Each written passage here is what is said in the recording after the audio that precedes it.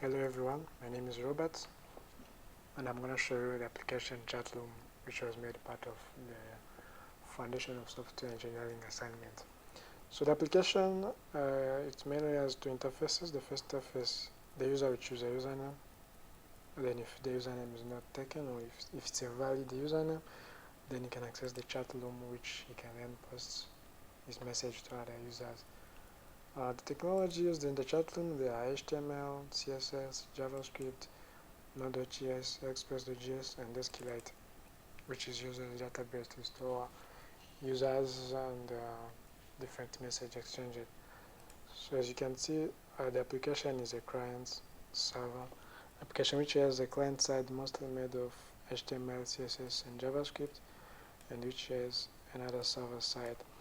So to use the application, we just go to our browser, then type localhost and add the point which we had used. But before we can access, we have to restart the server. To restart the server, either we can use node, then the name of the server, or the better way, you can use node-mon. Node-mon allows that we can keep track of any change without keep restarting the server over and over again.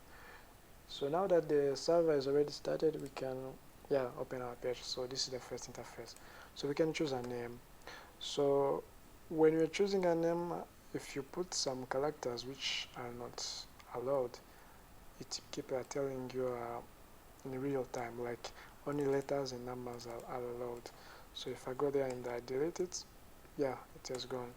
But as well, if you try to put space and keep writing, the space is removed automatically because the space is not allowed. You can only have a username which is just made of name and numbers, like you can numbers, this is fine, but as long as you put a special character, it's gonna tell you that only letters and numbers are allowed. So let's try to take a name like Rob. So the name is accepted. This is the first, the second interface. But let's try create another users at the same time. Then see we can chat. So as we can type localhost. First of all, if you try to choose a name which is already taken, just say, oh, the name is already taken. Or the worst case, if you put an empty username, you notice that empty username are not allowed.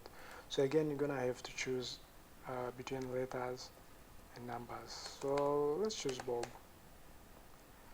So after Bob login, the other user on the other side, they can see that Bob has joined the chat. You can see even the time he has joined it.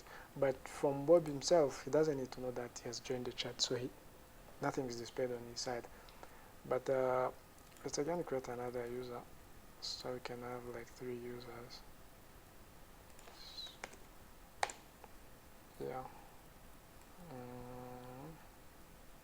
So like this.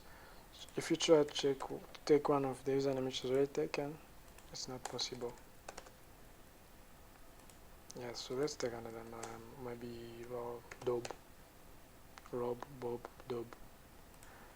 So if you joined, then this is Bob. Bob will see that Dob has joined, and Rob will see that both Bob and Dob has joined at a different time. So then the last one will come just say, hey, then he posts.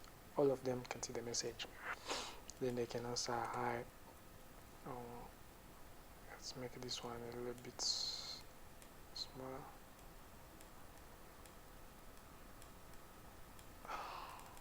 Oh, it doesn't accept. No, I should.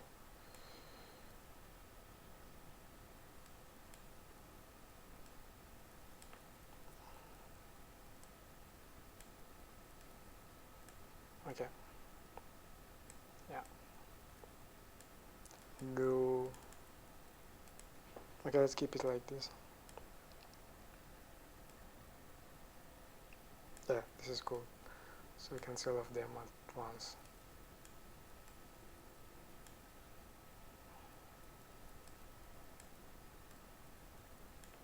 So then others can respond as well. So whenever we respond, they say, then let's imagine maybe Rob say, oh guys, I need to leave.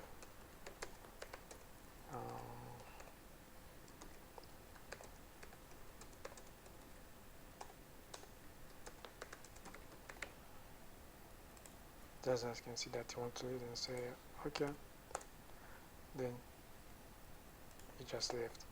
So as long as he left, the others can see that Robert left, and they can see which time he left, so they can as well exchange the idea. How are you doing? I know that whenever you type a message, as long as you type post, the message is sent. But if you try to post an empty message, it's gonna tell you, oh, the message can't be empty. So if you still see the text here, it means you didn't post, but as long as you post it, the text area is already empty, so that you can again type. So if the other guys as well left, you can see that all of them left, so he remained alone. So if we try a little bit to look in the code, we are mainly using there's an HTML file which is already using a CSS file to make some style sheet on the HTML.